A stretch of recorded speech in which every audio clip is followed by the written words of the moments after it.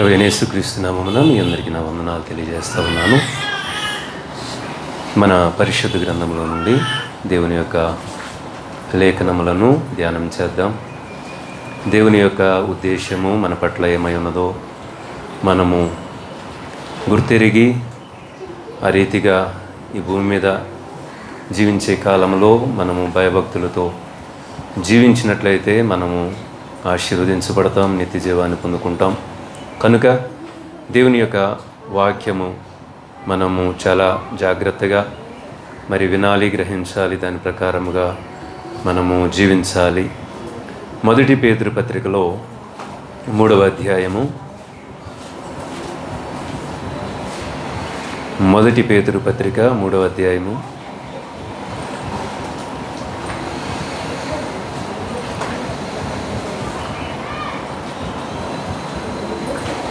18వ వచనం నుండి క్రింద చూద్దాము.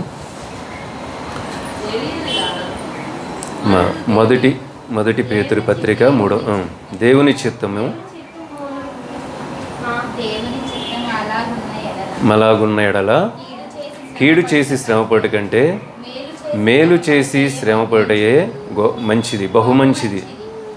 ఏలయనగా మనలను దేవుని యొద్దకు తెచ్చుటకు అనీతిమంతుల కొరకు నీతిమంతుడైన క్రీస్తు శరీర విషయములో చంపబడి ఆత్మ విషయములో బ్రతికింపబడి పాపముల విషయంలో ఒక్కసారే శ్రమపడెను. దేవుని దీర్ఘశాంతరం ఇంకా కనిపెట్టుచుండినప్పుడు పూర్వము నోవహు దినములలో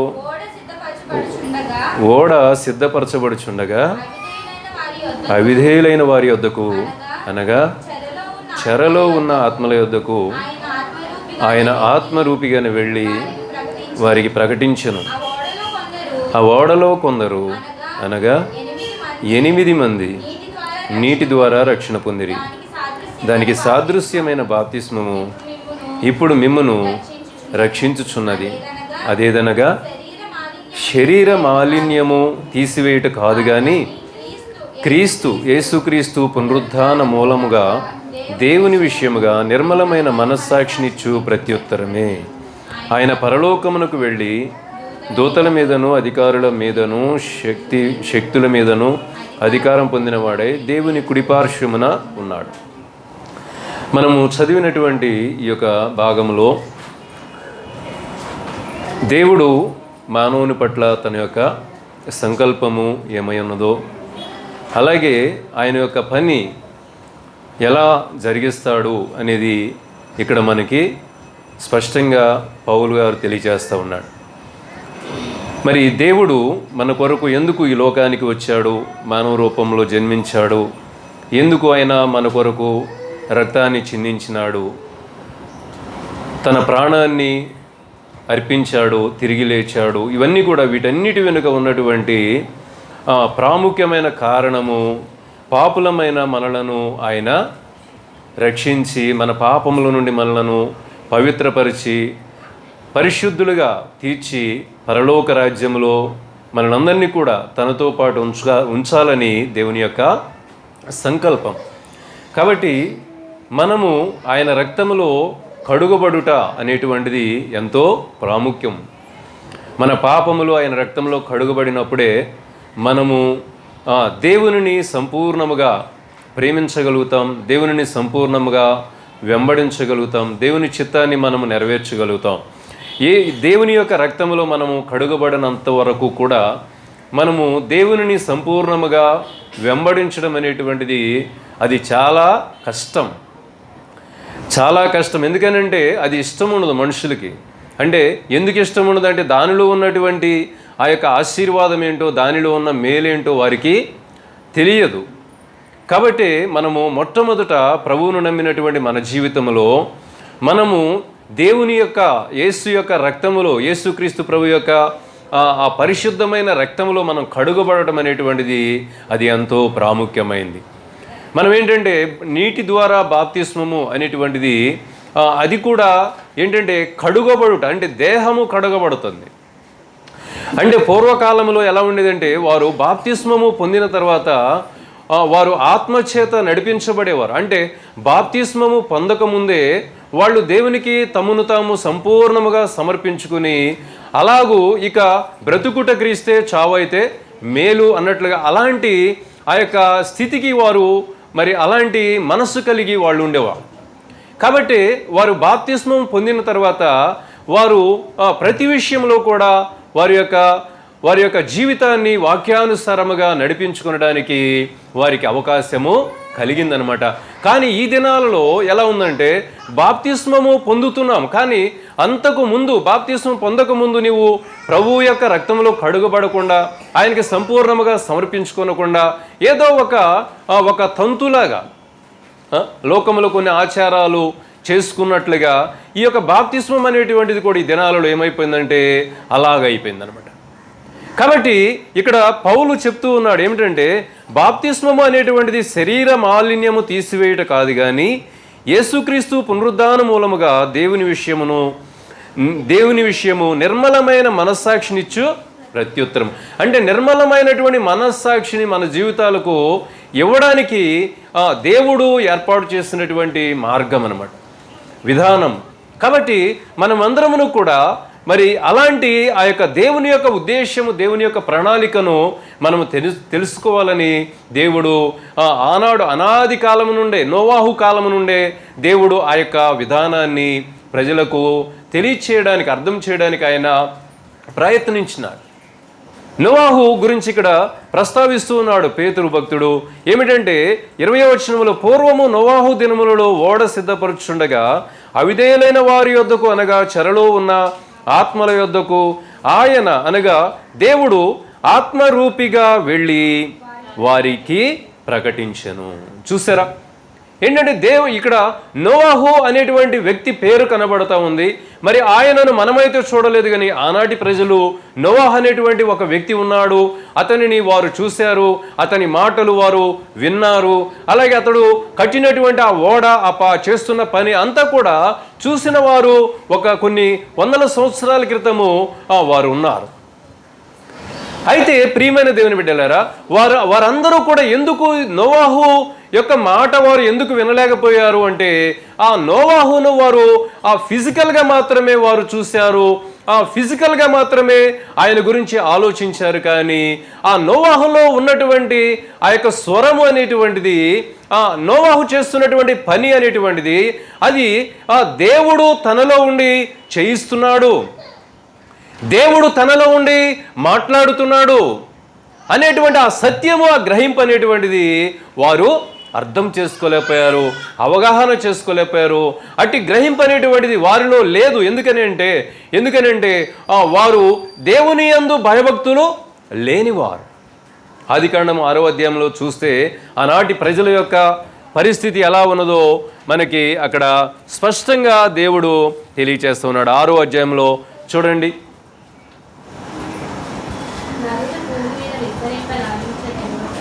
5వ వచనం నుండి చదవమా.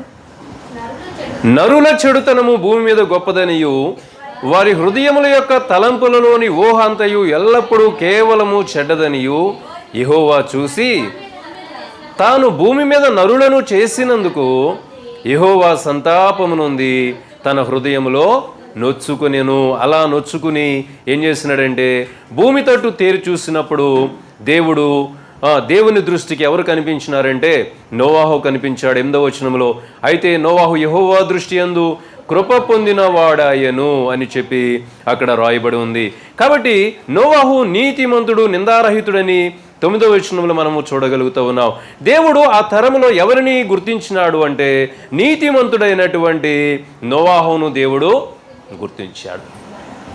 మరలా ఆయన 2వ రాకడలో వచ్చినప్పుడు కూడా ఆయన ఎవరిని గుర్తిస్తాడు, ఆయన ఎవరిని చూడాలనుకుంటున్నాడు, ఈ భూమి మీద ఉన్నటువంటి ప్రజలందరినీ కూడా ఆయన ఎలా చూడాలనుకుంటున్నాడు అంటే వారు గొప్ప ధనవంతులుగానో, లేకపోతే అందమైన వారిగానో, జ్ఞానవంతులుగానో, వారు ఒక ఉన్నతమైన స్థితిలో ఉండాలని ఆయన ఆశపడడం లేదు. కానీ దేవుడు మరి తన యొక్క 2వ రాకడలో ఆయన మేఘారూరుడై వచ్చినప్పుడు ఆయన ప్రజలను ఎలా చూడాలనుకుంటున్నాడు అంటే వారిని కూడా నీతిమంతులుగా చూడాలని దేవుడు ఆశపడుతున్నాడు. చూసారా, ఈనాడు అన్నీ ఉంటున్నాయి క్రైస్తవ విధానములో, క్రైస్తవ జీవితములో, క్రైస్తవులని పిలువబడుతున్నటువంటి వారిలో, సంఘాలలో అన్నీ ఉంటున్నాయి. దేవుని ఆరాధించడానికి కావలసినటువంటి హంగులు, ఆర్భాటాలు అన్నీ ఉంటున్నాయి. కానీ ఏముండడం లేదంటే, ఏమి ఉండాలని మనము తెలుసుకోవాలి, ఏమి ఉండాలని మనము కోరుకోవాలి, దేనిని మనము దేవుని యొద్ద నుండి సంపాదించుకోవాలి అనేటువంటి ఆ జ్ఞానం విషయంలో అజ్ఞానముగా ఉంటున్నాము. ఏమి మనము సంపాదించుకోవాలి దేవుని సన్నిధులు అంటే నీతిని సంపాదించుకోవాలి. ఒక దినమందు దేవుడు మరి ఆ యొక్క రెండవ రాకడలో ఆయన వచ్చినప్పుడు మనమందరమును కూడా నీతిమంతులముగా మనం సిద్ధపడాలనేటువంటి ఆ యొక్క మనస్సు, ఆశ అనేటువంటిది కలవారిగా మనము ఉండాలి. ఆనాడు దేవుడు ఒక వ్యక్తిని ఎన్నుకున్నప్పుడు ఎందుకు ఆ వ్యక్తిని ఎన్నుకున్నాడు అంటే అతడు నీతిమంతుడు. కొంతమందిని దేవుడు ఎన్నుకుని వారిని నీతిమంతులుగా చేశాడు. కొంతమంది ముందే దేవుడు చూసినప్పుడేనంట వారిలో ఏం కనబడుతూ ఉన్నదంటే నీతి అనేది దేవుడు చూశాడు. నీతి అనేది వారిలో అంటే మంచితనం, ఎవరికి నష్టము చేయకుండా, ఎలాంటి మోసము చేయకుండా, ఎలాంటి వారిలో అపవిత్రమైనటువంటిది లేకుండా ఉన్నటువంటి ఆ స్థితిని బట్టి దేవుడు వారిని చూసి వారిని ఎన్నుకుని తన పని కొరకు వాడుకున్నాడు. రెండవ విధానం ఏంటంటే దేవుడు ఒక వ్యక్తిని వాడుకోవాలంటే మొదటి విధానం అది. రెండవ విధానం ఏంటంటే ఆయన ఎవరైనా ఒక వ్యక్తి ఈ వ్యక్తి నాకు పనికి వస్తాడనుకుంటే దేవుడు ఏం చేస్తాడు, మొదట ఆ వ్యక్తిని పరిశుద్ధపరిచి అప్పుడు ఆ వ్యక్తిని నీతిమంతుడిగా చేసి వాడుకుంటాడు. కాబట్టి ప్రియమైన దేవుని బిడ్డలారా, అలాగే పరలోక రాజ్యంలో కూడా ఎవరు ఉండాలని దేవుడు కోరుకుంటున్నాడంటే, ఆనాడు ఓడలో ఎవరు ఉండాలని దేవుడు కోరుకున్నాడంటే నీతిమంతులు, అనగా దేవుని యందు భయభక్తులు కలిగి ఎవరైతే జీవించాలని ఆశపడుతూ ఉంటారో, దేవుని మాటకి ఎవరైతే లోబడి జీవించాలనుకుంటారో మరి వారిని దేవుడు ఆ యొక్క ఓడలో ఉంచుకోవాలని ఆయన ఇష్టపడ్డాడు. ఆ ఓడ ద్వారా వారి ప్రాణాలను కాపాడాలని ఆయన ఇష్టపడ్డాడు. అంత మాత్రమే కాదు, మరి ఇంకా ఏంటంటే వారు బయటికి వచ్చినప్పుడు, ఓడలో ఉన్నప్పుడు వారి ప్రాణాలను వారు కాపాడుకోగలిగినారు. అయితే ఓడలో నుండి బయటికి వచ్చిన తర్వాత కూడా వారు ఎలా ఉండాలి అంటే, అమ్మయ్య ఈ జలప్రళయంలో నుండి మనము తప్పించబడ్డాము, ఇక నుండి ఇక మనమే ఉన్నాం కాబట్టి మన ఇష్టం అనుకుంటే మాత్రము తరువాత వారి గతి కూడా ఏమైపోతుందంటే నరకమే. జలప్రళయంలో వారు చనిపోకపోవచ్చును, కానీ జలప్రళయంలో నుండి రక్షించబడి బయటికి వచ్చినప్పటికీ కూడా వారు దేవుని యందు భయభక్తులు కలిగి లేకపోతే వారి యొక్క గతి కూడా ఒక దినమందు ధనవంతుడు ఎలాగైతే నరకములో వేతన పడతా ఉన్నాడో అలాంటి పరిస్థితి. కాబట్టి ప్రియమైన దేవుని బిడ్డలారా, మనమందరము కూడా గ్రహించవలసినటువంటి సత్యం ఏంటంటే, అక్కడ వారు నోవాహును మాత్రమే చూస్తూ ఉన్నారు, ఆయన మాటలు వింటున్నారు, కానీ వాటిని ఏమాత్రము కూడా లక్ష్య పెట్టలేదు. ఆ మాటలు ఆత్మీయమైనటువంటి మాటలు, ఆ మాటలు దైవ సంబంధమైన మాటలు, అవి దేవుని యొద్ద నుండి వచ్చినటువంటి మాటలు, అవి పరలోక సంబంధమైన మాటలు, మనకు మేలు కలిగించేటువంటి మాటలు, నిత్య జీవాన్ని ఇచ్చేటువంటి మాటలు అని వారు గ్రహించలేకపోయారు. కనుకనే వారు ఆ యొక్క జలప్రళయంలో మునిగిపోయి నశించిపోతున్నప్పుడు వారు కేకలు వేస్తూ ఉన్నారు. ఇక్కడ అదే మరి విషయాన్ని ఇక్కడ తెలియజేస్తున్నాడు. పూర్వము నోవాహు దినములలో ఓడ సిద్ధపరుచుచుండగా, నోవాహు ఓడను సిద్ధపరచడం అనేటువంటిది అందరూ చూస్తున్నారు. ఒకవేళ ఆ ఓడను సిద్ధపరచడంలో వాళ్ళు కూడా సహకరించినటువంటి వ్యక్తులుగా ఉండవచ్చు. ఓడంతా నోవాహు కట్టగలడా? లేదు. ఏమో పని తెలిసిన వాళ్ళు, ఆ వడ్రంగి పని తెలిసిన వాళ్ళు, ఆ యొక్క మోతలు మోయడానికి ఎవరైనా ప్రజలు వచ్చి ఉండవచ్చు. వాళ్ళకి ఎంతో కొంత కూలి ఇచ్చి వారిని పనిలోనికి పిలిచి వారిని ఉపయోగించుకుని ఉండవచ్చునేమో. కానీ ఇక్కడ గమనించినట్లయితే ప్రియమైన దేవుని బిడ్డలారా, ఓడ సిద్ధపరచుచుండగా అవిధేయులైన వారి యొద్దకు, అనగా చెరలో ఉన్న ఆత్మల యొద్దకు ఆయన ఆత్మరూపిగా వెళ్ళి, వాళ్ళంట దేవుడికి మనుషుల్లాగా కనబట్ల, వారందరూ కూడా పాపులే, వారందరూ కూడా భక్తిహీనులే, వారందరూ అబద్ధికులు, వ్యభిచారులు, త్రాగుబోతులు, దొంగలు, నరహంతకులు, అబద్ధికులు, ఇలాంటి అనేక మంది ప్రజలు అక్కడ ఉన్నారు. కానీ దేవుడంట వారిని ఏ దృష్టితో చూస్తున్నాడంటే ఆ భౌతికమైనటువంటి ఆ ఫిజికల్ ఎపీరియన్స్ అనేటువంటి దానిని దేవుడు చూడడం లేదు, కానీ ఆ ఆకారాన్ని దేవుడు చూడడం లేదు, కానీ వారిలో ఉన్న ఆత్మను ఆయన చూశాడు. ప్రియమైన దేవుని బిడ్డలారా, మన్నైనది వెనుకట వలనే మరలా మట్టిలో కలిసిపోతుంది. కానీ మనము వింటూ ఉంటాము, చదువుతూ ఉంటాము, కానీ మన శరీరానికి ఇచ్చేటువంటి ప్రాధాన్యత మరి ఎంత అంటే ఆత్మకు ఏమాత్రము మనము ఆత్మ గురించి మనం ఆలోచించము.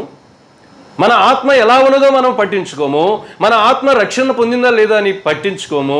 మన ఆత్మ పరలోకం వెళుతుందా లేదని పట్టించుకోము. కానీ శరీర సంబంధమైనటువంటి ఆ యొక్క ఈ శరీరము కొరకు ఎంత ఆలోచన, ఎంత ఫ్యూచర్ ప్లాన్స్ అనమాట. పలానా రోజున ఇచ్చేయాలి, పలానా రోజులు అది పలానా ఇలా మనము దానికి ఎంత ప్లాన్ వేసుకుంటాం మనం. ప్రియమైన దేవుని బిడ్డలారా, ప్రభువునందు విశ్వాసం ఉంచినటువంటి నీవు నేను మనము కూడా ఆ లోకస్తుల వలె అలాంటి ఆలోచనలు కలిగి ఉన్నట్లయితే మనము క్రైస్తవులము కాము. యేసుప్రభు అన్న మాట అది, నేను చెప్పే మాట కాదు. మత్తయి సువార్త 6వ అధ్యాయంలో వాటి విషయమే అన్యజనులు చింతపడవలసినటువంటి విషయాలలో క్రైస్తవులమైనటువంటి మనము చింతపడుతూ ఉన్నామంటే మనకంటే అజ్ఞానులు ఎవరు కూడా ఉంటారు. ఒకవైపు రాకడొస్తుందని బోధిస్తున్నారు. మరొక వైపు ఏమో మీ ఆస్తులు మాకు ఇస్తే మేము ఇక్కడ ఒక పెద్ద మందిరం కడతాం, మీ బంగారం మాకు ఇస్తే ఇక్కడ ఒక పెద్ద మందిరం కడతాం. చూడండి, అంటే మనము తెలియకుండానే మనము అజ్ఞానులుగా మాట. కాబట్టి ప్రియమైన దేవుని బిడ్డలారా, చూడండి, దేవుడు ఆ యొక్క మరి నోవాహు ఓడను సిద్ధపరిచినది ఎందుకంటే మన యొక్క ఆత్మలను రక్షించడానికి. కాబట్టి మన ఆత్మ ఎలాంటిదిగా ఉండాలంటే పరిశుద్ధముగా ఉంటేనే. కానీ ఇక్కడ మరి నోవాహు గురించి ఎందుకు ప్రస్తావిస్తున్నాడంటే ఇక్కడ రాయబడినటువంటి మాట, ఓడ సిద్ధపరచుచుండగా అవిధేయులైన వారు అనగా చెరలో ఉన్న ఆత్మల యొద్దకు ఆయన ఆత్మరూపిగా వెళ్తాం. చెరలో ఉన్నారంటే వాళ్ళు ఎక్కడున్నారు? వాళ్ళని ఎవరు బంధించలా, వాళ్ళేమి జైల్లో లేరు. కానీ దేవునికి ఎలా వారు ఆత్మలుగా కనబడుతూ ఉన్నారు. రెండవది ఏంటంటే వారంట ఎలా ఉన్నారు అంటే చెరలో ఉన్నారు. చెర అంటే ఏంటి? జైలు. ఒక బందీలను బంధించేటువంటిది అనమాట. లేకపోతే గొలుసులతో కట్టేసి కాళ్ళు చేతులు కట్టేసి పడేస్తారు. మనకు కనిపిస్తూ ఉంటాయి ఒక కోళ్ళు ఆదివారం ఏం చేస్తారు, కట్టేసి కాళ్ళు కట్టేసి బండికి అటు ఇటు ఎలాడేసుకుని తీసుకెళ్తూ ఉంటారు. లేకపోతే రెక్కలు ఇలా విరగదీసి అక్కడ పడేస్తారు. ఈనాడు మానవులు ఎలా ఉన్నారు అంటే చెరలో ఉన్నారు. కానీ నేను చెరలో లేను అనుకుంటున్నాడు మనిషి. దేవుడు చెప్తున్నాడు, నోవాహు కాలంలోనే ఆ ప్రజలైన వారు కూడా మేము చాలా స్వేచ్ఛగా ఉన్నాము, మేము చాలా స్వాతంత్ర్యం మాకున్నది అని చెప్పి వాళ్ళు అనుకుంటున్నారు. కానీ దేవుని యొక్క దృష్టికి వాళ్ళు ఎలా కనపడుతున్నారంటే వారు చెరలో ఉన్నారు. మారు మనస్సు పొందినటువంటి స్థితి చెరలాంటిది. పరిశుద్ధత లేనటువంటి స్థితి చెరలాంటిది. దేవుని భయం లేనటువంటి స్థితి చెరలాంటిది. కాబట్టి మనమందరమును కూడా మరి దేవుని యొక్క ఆత్మ కలిగినప్పుడే రోమపత్రికలో ఉంటుంది, ఎందరో ఆయన ఆత్మను కలిగిన వారు ఉంటారో వారంట స్వాతంత్ర్యము కలిగిన వారు. ఎందరూ దేవుని యొక్క మాటకు లోబడిన వారు ఉంటారో వారంట స్వాతంత్ర్యము కలవారు. ఎవరి హృదయంలో సత్యము ప్రవేశిస్తుందో వారు స్వాతంత్ర్యము కలవారు. యోహాను సువార్త 8వ అధ్యాయంలో ఉంటుంది, సత్యము మిమ్ములను స్వతంత్రుడుగా అంటే ఆ చెరలో నుండి మనల్ని విడిపిస్తుంది. రోమీయులకు రాసిన పత్రికలో కూడా ఉంటుంది, ఒకప్పుడు మీరు ఆ యొక్క ఐగుప్తులో ఉన్నారు, ఐగుప్తులో నుండి మీరు విడిపించబడ్డారు, బయటికి వచ్చారు. బయటకు వచ్చినటువంటి మీరు మరలా దాస్యపు కాడి క్రిందకి మీరు వెళ్ళవద్దు. దాస్యపు కాడి కిందకి మీరు వెళ్ళవద్దు అంటున్నాడు దేవుడు. అంటే చూడండి, బయటికి వచ్చినప్పటికీ కూడా వారిలో ఆ యొక్క శారీరకమైనటువంటి ఆ స్వభావాలు, సహజమైన స్వభావాలు వారిలోనే ఉన్నాయి.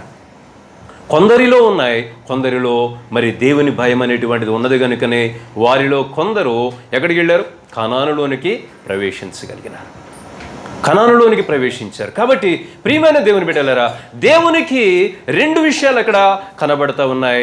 మనము కూడా ఎదుటివారి విషయంలో ఎలా ఉండాలంటే వారి ఆత్మను మనము చూడాలి, వారి ఆత్మను చూడాలి.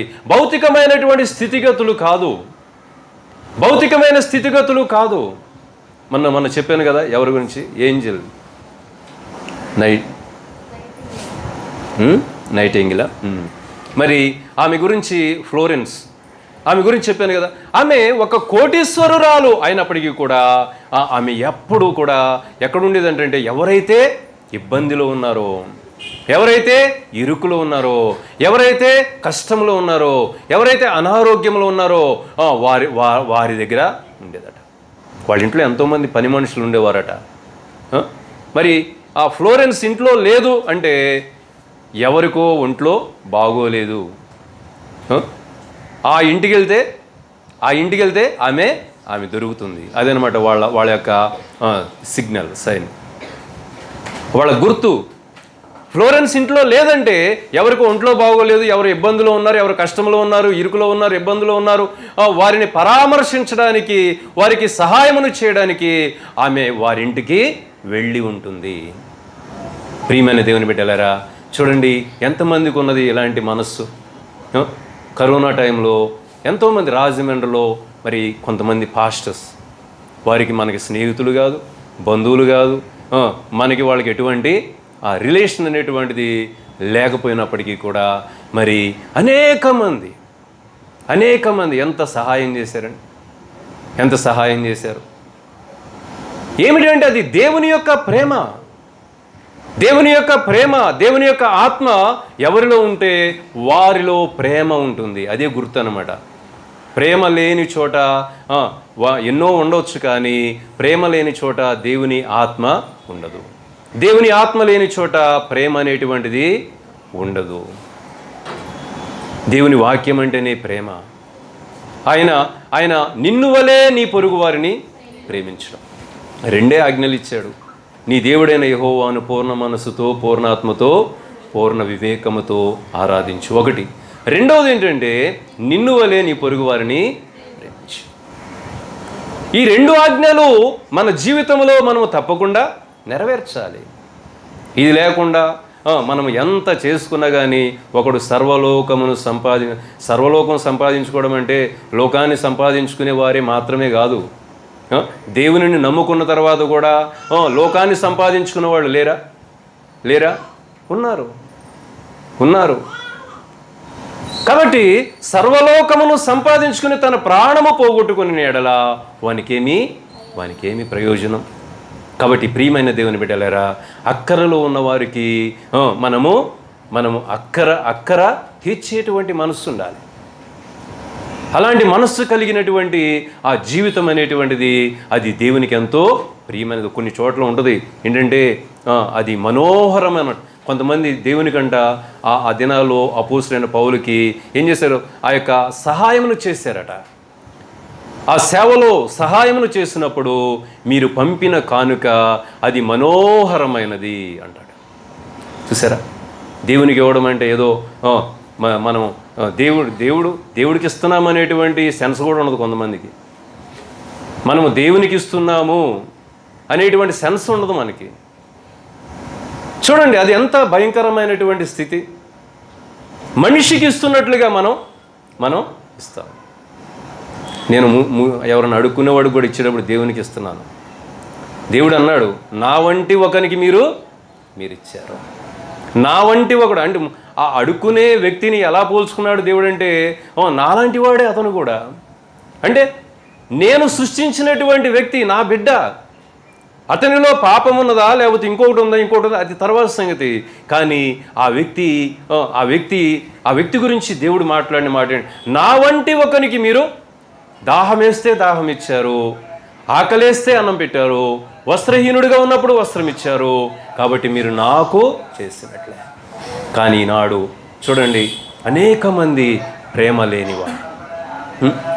అందుకే పౌలు అంటాడు, మొదటి కొరింథీ 13వ అధ్యాయంలో మొదటి 2 వచనాల్లో, మనుషుల భాషలో మాట్లాడినను, దేవదూతల భాషలలో నేను మాట్లాడినను, ప్రేమ లేనివాడనైతే మోగెడు కంచును గణగణలాడు తాళమునై ఉందును.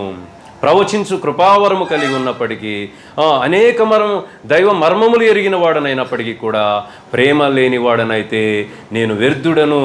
నా శరీరము కాల్చబోటకు అప్పగించినప్పటికీ కూడా ప్రేమ లేనివాడనైతే నేను వ్యర్థుడను. ఎన్ని వాక్యాలు మనము చదువుతున్నాము, కానీ అస్సలు పాయింట్ అనేటువంటిది మనకి అర్థం కావడం, అది ఎక్కడంలా. కొంతమందికి రియాక్షన్, వ్యాక్సిన్ వేస్తే బతుకున్నారు కొంతమంది అంట చచ్చిపోతున్నారు, హార్ట్ అటాకులు వచ్చి చచ్చిపోతారు. ఇదేంటండి? వ్యాక్సిన్ వేస్తే బతకాల, కానీ ఏమవుతుందంట, హార్ట్ అటాక్ వస్తుంది. కొంతమంది మరణిస్తూ ఉన్నారు, కొంతమందికి అనేకమైన సైడ్ ఎఫెక్ట్స్ అనేటువంటివి కలుగుతూ ఉన్నాయి. కానీ దేవుని ప్రేమ మనలో ఏం చేయాలన్నా, క్రియ జరిగించాలా. అది క్రియారూపకముగా మన జీవితంలో అది కనిపించాలా. కానీ ప్రియమైన దేవుని బిడ్డలారా, ఈనాడు అనేక మంది ఎలా ఉన్నారంటే, ఇలాంటి పరిస్థితులు చూడండి. మనము ఇక్కడ ఓడలో ఉన్నప్పటికీ కూడా ఓడ బయటికి వచ్చిన తర్వాత మనము దేవుని యందు భయభక్తులు లేకపోతే, దేవుని యొక్క ప్రేమ మనలో లేకపోతే, దేవుని యొక్క వాక్యానుసారమైన జీవితం మనలో లేకపోతే, దేవుని యొక్క చిత్తము మనలో లేకపోతే మనము దేవుని బిడ్డలుగా కనిపించం, మనం నీతిమంతులము కాలేం. ఇక్కడ దేవుడు ఏమి ప్రకటించాడు? ఇక్కడ చూడండి, ఆ యొక్క ఆత్మలకు ఆత్మస్వరూపిగా వెళ్ళి ఏమి ప్రకటించినాడు దేవుడు అంటే, ఆత్మస్వరూపిగా వెళ్ళి వారికి ప్రకటించెను. ఓడలో కొందరు అనగా 8 మంది నీటి ద్వారా రక్షణ పొంది ఏమి ప్రకటించినాడు? ఒకసారి పక్క పేజీలోనే మనం చూస్తే 2వ పేతురు పత్రికలో, 2వ పేతురు పత్రిక 2వ అధ్యాయము 5వ వచనంలో చూడండి, ఏం ప్రకటించాడు? మరియు ఆయన పూర్వకాలమందున్న లోకమును విడిచిపెట్టగా భక్తిహీనుల సమూహము మీదికి జలప్రళయమును రప్పించినప్పుడు నీతిని ప్రకటించిన నోవాహును మరి 7 కాపాడబడి. ఏం ప్రకటించాడు అక్కడ? నీతిని ప్రకటించాడు. ఎవరు ప్రకటించారంటే నోవాహు ప్రకటించాడు. కానీ నోవాహు మనకి భౌతికముగా కనబడుతున్న, ఆకారముగా కనబడుతూ ఉన్నాడు. కానీ అతనిలో ఉన్నటువంటిది ఎవరంటే దేవుని యొక్క ఆత్మ. ఈనాడు ఏంటంటే పాస్టర్ గారు అంటే నవీన్ కనబడతాడు. ఇక్కడ నవీన్ కనబడితే నీకు నువ్వు పరలోకం వెళ్ళలేవు.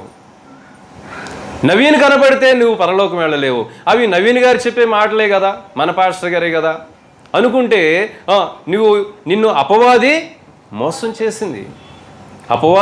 చేసింది. ప్రియమైన దేవుని బిడ్డలారా, మోషే కాలంలో ఏం జరిగిందంటే, వారు చివరి అద్భుతం జరిగిన తర్వాత ఫరో కోపం వచ్చేస్తే, ఎందుకంటే తన కొడుకే చచ్చిపోయేటప్పటికి కోపం వచ్చి, మీరు ఇక్కడ ఉండవద్దు, మీరు వెళ్ళిపోండి. దానికంటే ముందుగా మేము మా దేవుణ్ణి వెళ్ళి మేము ఆరాధించాలి అంటే, సరే మీలో ప్రాముఖ్యమైన వ్యక్తులు కొంతమంది వెళ్ళి ఆరాధించరండి అంటాడు. మోషే అంటాడు, కాదు మేము అలా వెళ్తే మొత్తం ఇక్కడ ఒక చిన్న పూచిక పొల కూడా ఉండడానికి వీల్లేదు. అక్కడ డెక్క అని రాయబడి ఉంటుంది అనమాట. ఒక డెక్క అనేటువంటిది కూడా విడువబడడానికి వీల్లేదు. మేము అందరం కూడా, స్త్రీలు, పురుషులు, చిన్నవాళ్ళు, పెద్దవాళ్ళు, వృద్ధులు, అందరూ, పశువులు అందరూ కూడా వెళ్ళి మేము ఆరాధించాలి అని పట్టుబట్టాడనమాట. ఫరో ఏమంటున్నాడంటే, మొదట పురుషులు వెళ్ళండి, తర్వాత పురుషులు స్త్రీలు కూడా వెళ్ళండి, తర్వాత లేదా పశువులను తీసుకెళ్ళండి. ఇలాగూ అంటే మీరు ఒకళ్ళ తర్వాత ఒకళ్ళు వెళ్ళండి అన్నట్లుగా చెప్తూ ఉన్నాడు. సాతాను కూడా ఏంటంటే, ఈనాడు మనం దేవుని యొక్క చిత్తం ఏంటంటే, మన కుటుంబం అంతా కూడా దేవుని సన్నిధిలో ఉండాలి. మన కుటుంబం అంతా కూడా దేవుని సన్నిధిలో ఉండాలి. ఇక్కడ నోవాహు భార్య, తన 3 కుమారులు, 3 కోడండ్రు, 8 మంది కూడా ఆ యొక్క ఓడలో ఉన్నారు. యెహోషువ భక్తుడు కూడా అంటాడు ఏంటంటే, నేనును నా ఇంటి వారును యెహోవాను సేవించెదము. దావీదు భక్తుడు ప్రార్థన చేస్తాడు, దేవా నా యొక్క కుటుంబము ఎల్లప్పుడూ నీ సన్నిధిలో ఉండునట్లుగా నాకు దయచేయము, ఆ యొక్క ఆశీర్వాదం దయచేయమని చెప్పేసి ప్రార్థన చేస్తాడు. చూడండి అపవాది ఎలా మోసం చేస్తాడో. అపవాది ఎలా మోసం చేస్తాడు, మన కుటుంబాలు ఎలా ఆశీర్వదించబడతాయి. నీతిమంతుని గుడారములో రక్షణను గుర్చిన ఉత్సాహ సునాదములు వినిపించబడునని దేవుడు వాగ్దానం చేశాడు. ఆ వాగ్దానం ఎలాగూ మన జీవితంలో నెరవేర్చబడుతుంది. కాబట్టి ప్రియమైన దేవుని బిడ్డలరా, నోవాహు బిడ్డలలాగా, నోవాహు కోడండ్రలాగా, నోవాహు భార్యలాగా మనము ఉంటేనే కానీ మన కుటుంబాలు అలాగూ ఉంటాయి, నోవాహు ఓడలాగా ఉంటాయి. కాబట్టి మనము జలప్రళయం నుండి ఆ ఓడలో ఉన్న వ్యక్తులు కాపాడబడ్డారు. రేపటి దినం దేవుని యొక్క రాకడలో మన కుటుంబములు కాపాడబడాలి అంటే మనము ఎక్కడ ఉండాలా? క్రీస్తులో ఉండాలా, నీతిమంతులుగా ఉండాలా. ఇక్కడ నీతిని ప్రకటించినాడు దేవుడు. నీతి అంటే ఏంటి? చూడండి ఒకసారి ద్వితీయోపదేశకాండము 6వ అధ్యాయము 25వ వచనములో మనం చూస్తే నీతి అనగా ఏమిటో అక్కడ రాయబడి ఉంది. మన దేవుడైన యెహోవా మనకు ఆజ్ఞాపించిన ఆయన సన్నిధిని ఈ సమస్తమైన ఆజ్ఞలను అనుసరించి మనము నడుచుకున్నప్పుడు మనకు నీతి కలుగుతుంది. ఏదో ఒక మాట పట్టుకుని ఆయన అది చెప్పాడు, ఈయన ఇది చెప్పాడు, ఇది చేసుకుంటే చాలు అని చెప్పేసి మనుషులు ఏంటంటే ఒక సట్రంలో ఇరుక్కుపోయారు. ఏమండి, భక్తి అంటే ఏంటంటే దేవుని యొక్క ఆజ్ఞలను మనము అనుసరించి నడుచుకున్నప్పుడు ఏం జరుగుతుందంట? ఈ సమస్తమైన ఆజ్ఞలను అనుసరించి మనము నడుచుకున్నప్పుడు మనకు నీతి కలుగుతుంది. లేకపోతే ఆఫు, లేకపోతే పావు, లేకపోతే 100 గ్రాములు, 50 గ్రాములు, 20 గ్రాములు, తులము, ఈ టైప్లో ఉంటుంది అనమాట. ఏమండి, మనం దేవుని యొక్క ఆజ్ఞల ప్రకారం నడుచుకోకపోతే ఏమైపోతుందంటే మన కొలతలు ఎలాగూ ఉంటాయి, మన వెయిట్ అలా ఉంటుంది అనమాట. కాబట్టి మనము నేర్చుకోవాల్సింది మరి మనుషులను చూసి కొంత నేర్చుకోగలము, కానీ దేవునిని చూస్తే, దేవుని వాక్యాన్ని మనం చూస్తే మనము సమస్తము నేర్చుకోగలుగుతాం.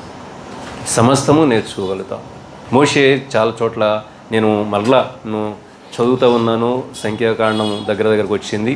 మరి దానిలో చాలా చోట్ల నేను గమనించింది ఏంటంటే, మోషే దేవుడు తనకు ఆజ్ఞాపించినవి అన్నీ ఆయన చెప్పినట్లుగా చేశాను, అన్నీ నెరవేర్చాను. మరి ఆయన కూడా చెప్తాడు, యెహోవా